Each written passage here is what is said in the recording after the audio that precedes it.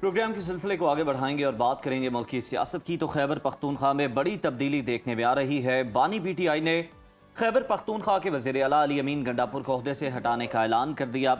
उनकी जगह जमशुदा कबायली इलाके से ताल्लुक़ रखने वाले सुहेल आफरीदी को नामजद कर दिया गया है। सेक्रेटरी जनरल पीटीआई सलमान अकरम राजा ने मीडिया से गुफ्तगू करते हुए तस्दीक की कि अली अमीन गंडापुर को खैबर पख्तूनख्वा की वज़ारत आला से हटाया जा रहा है।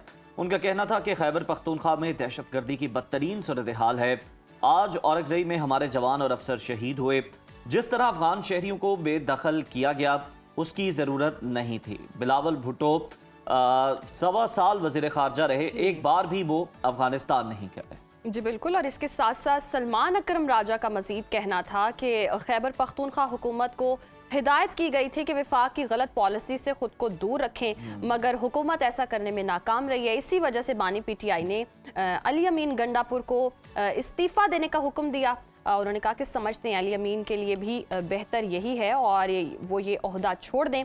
तवक्को है कि सुहेल आफरीदी वफाकी हुकूमत की रहनुमाई करेंगे और उसे समझाएंगे हमने अपने लोगों के जान और माल की हिफाजत करनी है और दहशतगर्दी को ख़त्म करने का एक ही तरीका है बैठकर मुज़ाकरात करना। हम खैबर पख्तूनख्वा में एक नई पॉलिसी का ऐलान करेंगे और आज से नई शुरुआत भी करेंगे। उन्होंने कहा अली अमीन गंडापुर ने वज़ारत आला के ओहदे से इस्तीफ़ा दे दिया है और अपना इस्तीफ़ा गवर्नर खैबर पख्तूनख्वा को भिजवा दिया है। वज़ीर आला अली अमीन गंडापुर के इस्तीफ़े और सुहेल आफरीदी की बतौर वज़ीर आला नामज़दगी पर पख्तूनख्वा की सियासत में हलचल मची हुई है। कायदे हिज़्ब इख्तिलाफ भी मुतहर्रिक हो चुके हैं। डॉक्टर इबादुल्लाह खान ने अपोजिशन का इजलास बुला लिया है। अपोजिशन का इजलास आज होने जा रहा है, जिसमें सियासी सूरत हाल और आइंदा की हिकमत अमली पर भी गौर किया जाएगा और अपोजिशन अरकान को तजावीज़ पेश करने की हिदायत भी कर दी गई। जी बिल्कुल। और इसी तमाम तर सूरत हाल पर बात करने के लिए हमारे साथ हमारे गेस्ट भी मौजूद हैं। हमायूं मोहम्मद साहब सीनियर रहनुमा हैं और इसके साथ साथ पेशावर से हमें सुनो न्यूज़ के ब्यूरो चीफ यासिर हुसैन भी ज्वाइन करेंगे। तो सबसे पहले हमायूं साहब आपकी जानिब आऊँगी। जिस तरह से अली अमीन गंडापुर को वज़ारत से हटा दिया गया है, इस्तीफ़े का कहा गया और ये जो तब्दीली हुई है इसकी वजह क्या बनी? क्या उन्होंने गलत फ़ैसले किए, बहुत सुर्खियों में रहे, मुतनाज़ फ़ैसले भी किए, ये वजह है या इसके पीछे कोई और वजह हो सकती है?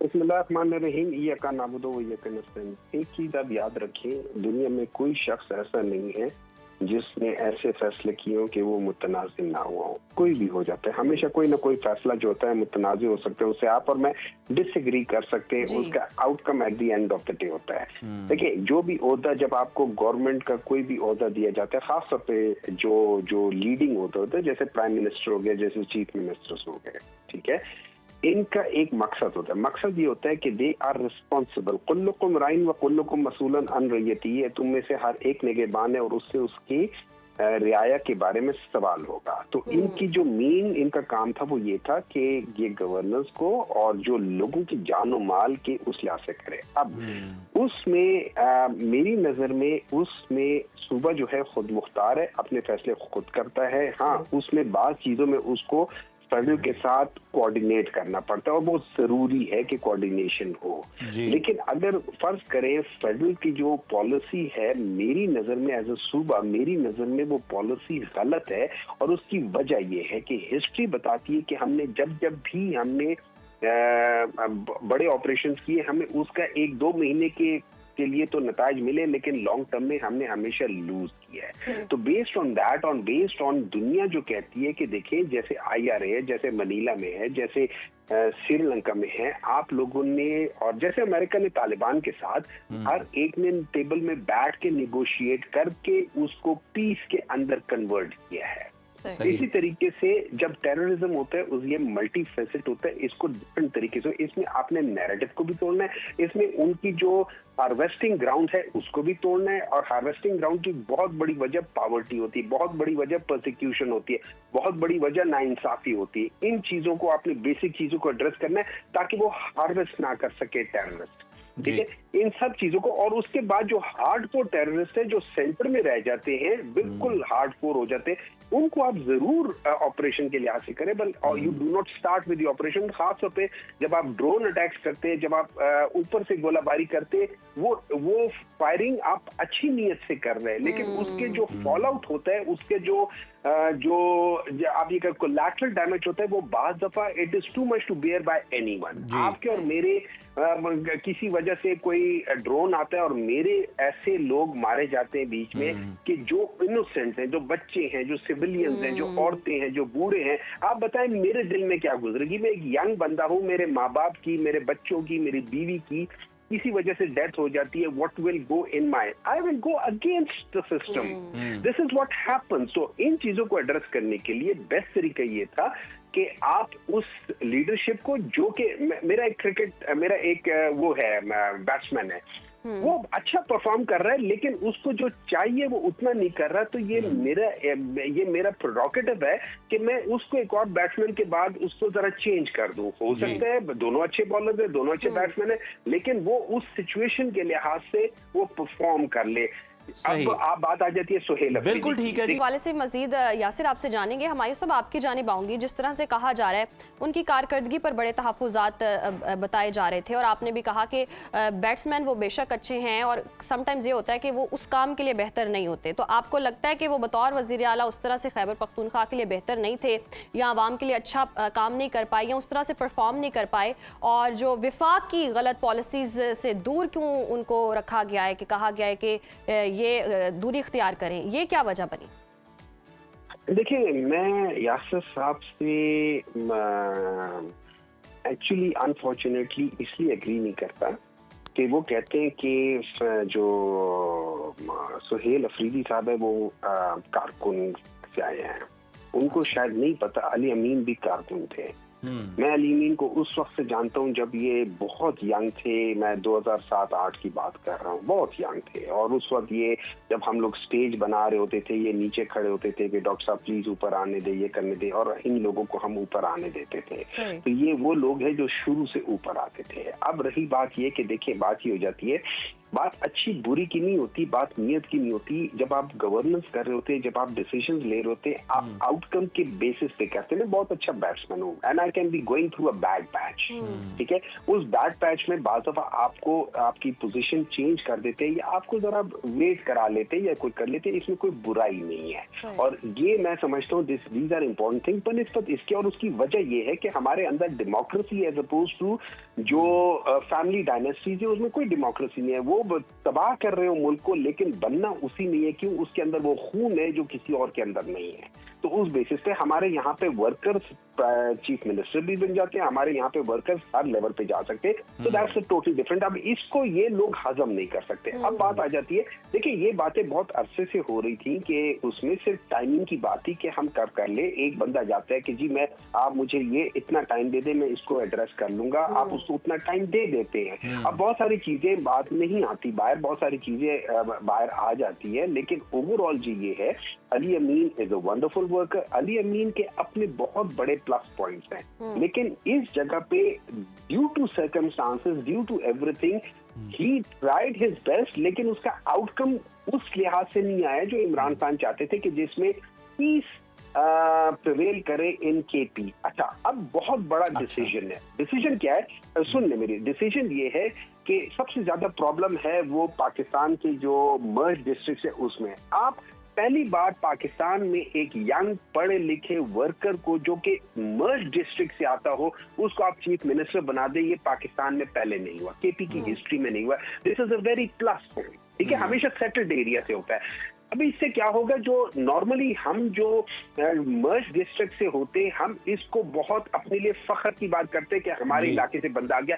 अब हम सारे उसके साथ जरा ज्यादा कोऑपरेट करें तो उसको एक एज आ जाएगी। उसको दूसरी एज आ जाएगी कि उन्होंने कहा कि ये वर्कर थे, वर्कर अली अमीन भी थे, लेकिन ये स्टूडेंट वर्कर से होकर ऊपर आ रहे थे। तो now he will have more credibility, और जितने भी स्टूडेंट्स हैं, जितने भी यंगस्टर्स हैं, वो इसको देखते हुए एक इंस्पिरेशन लेंगे कि यार देखो, इस पार्टी पार्टी के अंदर वर्कर और फर्स्ट टाइम इलेक्टेड MPA जो है ना चीफ मिनिस्टर बन सकता है। So there is no family dynasty, there is no क्या कहते हैं डिस्पोटिज्म वगैरह। तो उस लिहाज से हम इसको ऊपर आ जाते हैं। ठीक है सर, आप सही कह रहे हैं, फैमिली डायनेस्टी नहीं है, मतलब किसी को भी बनाया जा सकता है। लेकिन अलीमा खान के खिलाफ जो जुबान इस्तेमाल की अली अमीन ने, सुहेल आफरीदी की हम बात कर लेते हैं। क्या वो जो विफाक की पॉलिसी है खैबर पख्तूनख्वा के अंदर जो अमन अमान की खराब सूरत हाल है उससे मुताल्लिक, क्या वो उसके साथ चलेंगे या फिर वो हवा के मुखालिफ समत में हमें नजर आएंगे?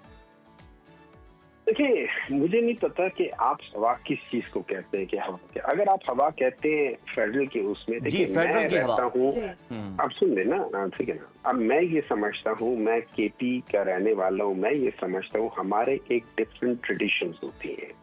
हम लोग ये करते हैं, जो हमारा सबसे बड़ा दुश्मन होता है हम उनके साथ भी जिरगा करते हैं। जिरगा इज बेसिकली व्हाट? जिरगा इज डिस्कशंस। अच्छा, अब इसमें बात आ जाती है जिसको हम कहते हैं स्टेक होल्डर्स। देखिए, अब स्टेक होल्डर्स कौन होते हैं? फॉर एग्जाम्पल, जब फेडरेशन जाके अफगानिस्तान की हुकूमत से बात करती है तो क्यों बात करती है? Because Afghanistan is stakeholder. Afghanistan की सरजमीन से जो चीजें आ रही हैं या जो हो रही हैं, दे आर स्टेक होल्डर। तो उनके साथ हमने मिल के बात करनी है और उसका एक तरीका है। आप मेरे घर के लोगों को बेइज्जत करके बाहर निकाले, मैं आपसे बात करूंगा? कभी नहीं करूंगा। तो जब आपने इन सारी चीजों को बात करनी है, आपने रैशनैलिटी लेकर आना है। आपने उनके साथ बात करनी है कि यार ये तुम्हारा भी मसला है, ये हमारा भी मसला है। हम लोग इसको इस तरीके से एड्रेस कर सकते हैं। और ये याद रखें, ड्यूरेंट लाइन बेसिकली इन जो इलाके हैं जो बॉर्डर पे है, उनके आधे रिश्तेदार एक तरफ है, आधे रिश्तेदार दूसरी तरफ है। क्योंकि ड्यूरेंट लाइन हमेशा से एक इमेजिनरी लाइन थी, ये कोई प्रॉपर बाउंड्री नहीं थी जिसको हम लोगों ने अभी जाली वाली लगा लगू के कुछ किया हुआ है। लेकिन at the essence still we are one. ठीक है, तो हुमायूं साहब, क्या ये जाली नहीं होनी चाहिए जो लगी हुई है वहां पे? सुन ले, देखिए जाली होनी आज के दौर में अगर आप देखें होनी चाहिए, लेकिन अगर आप इसको प्रॉपर तरीके से एड्रेस कर सके तो जाली की जरूरत नहीं पड़ेगी। जाली की जरूरत कब पड़ती है? जब आप एक भाई और दूसरे भाई के दरमियान की प्रॉपर्टी के दरमियान में आप दीवार लगाते, उसकी वजह ये नहीं होती कि दीवार होनी चाहिए, उसकी वजह ये होती है उनके आपस में मिसअंडरस्टैंडिंग क्रिएट हुई है, वो लड़ाइयां हुई है। आपने उस लड़ाई को फिर रोका कैसे जा सकता है? फिर रोका कैसे जा सकता है? देखिए, रोका करने के लिए सबसे पहले आप लोग जो लोग इन्वॉल्व हैं, जिसमें KP के जो ट्राइबल बेल्ट है, जो मर्ज डिस्ट्रिक्ट है, उनके जो मलिक्स हैं, उनके जो बड़े हैं, उनको आप इन्वॉल्व करें।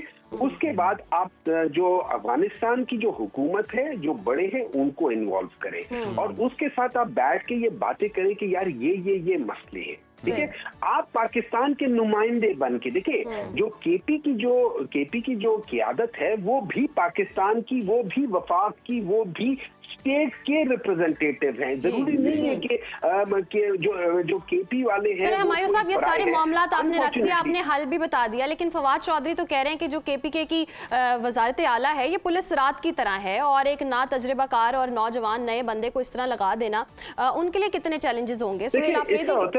देखिए फवाद, मैं आपको एक बात बताता हूँ, there is always a first time. जरूरी नहीं है कि आप 50 साल के बंदे को लेकर आओगे तो वो तजुर्बे याफ्ता होगा। बाज़ दफा बड़े यंग है। अभी मैं आपको मिसाल देते तो ये अफ्रीका में वो क्या है, वो यंग सब बंदा जो अभी बना हुआ, उसका नाम मेरे दिमाग से निकल गया। आप उसकी कभी स्पीचेस सुने? आप ब्रिटिश हिस्ट्री में देखें, Pitt the younger was the youngest prime minister of the Britain and he did perform excellently. So जरूरी नहीं है कि कोई बंदा जो है किस लिहाज से होता है। Zulfikar Ali Bhutto was very young when he was there, so many people. लेकिन हुमायूं साहब, लास्टली जरा इस पर मैं आपसे कमेंट चाहूंगा कि ये जरा मुजामती तहरीक वाले हैं और मुजामत को सपोर्ट करने वाले हैं सुहेल आफरीदी, और जिस ग्रुप से भी इनका ताल्लुक है, तो क्या आपको लगता है कि ये गवर्नेंस के मामलात और मुजामत को, इन दोनों को बैलेंस कर आगे चल सकेंगे या फिर ये सिर्फ गवर्नेंस के मामलात पर तवज्जो देंगे? देखिए, मैं आपको एक बात बता देता हूँ। हम लोग असल में जो बाज अल्फाज है ना, हम उन अल्फाज को गलत तरीके से इस्तेमाल करते हैं। मज़ामत क्या चीज है? बेसिकली मज़ामत है आप मेरे साथ ज्यादती करें और मैं उसके बारे में, अपने तकलीफ के बारे में आपको बयान करूं, आप ना सुने तो मैं उसके लिए जरा खुल के आपके साथ जरा सख्त तरीके से बात करूं। आप इसको मुजामत कहते हैं। देखिए, अगर आप जुल्म ना करें, मुजामत नहीं होगी। अच्छा, नंबर 2 ये है, वो मुजामत की बजाय अगर आप लोग जो पावर में बैठे हुए हैं, अगर वो उनके साथ इस तरीके से बात करें जैसे मैं आपको समझा रहा हूं, तो फिर वो मुजामत जो है ना वो मुफाहमत में आ जाती है। अच्छा, दूसरी चीज, हमारी मुफाहमत क्या होती है? हमारी मुफाहमत ये हो जाती है कि कुछ ले दे के कर लो, मुझको ये दो तो वो दो। देखिए, बात ले दे के जब आप करेंगे ना, वो व्यापारी शुरू हो जाती है। आप फिर अपने इंटरेस्ट को देखते, जो मुफाहमत होती है वो एक्चुअली, जिसको दूसरे लफ्जों में आप कहते हैं ट्रूथ एंड रिकंसिलिएशन, अगर आप इस तरीके से जाएंगे, लेकिन उसके लिए सच्चाई का बोलना बहुत जरूरी है। अगर आप सच नहीं बोल सकते तो आप जो मर्जी कर ले, आगे उसके आउटकम कभी सही नहीं आएंगे। और यही पाकिस्तान का बहुत बड़ा मसला है। हम लोग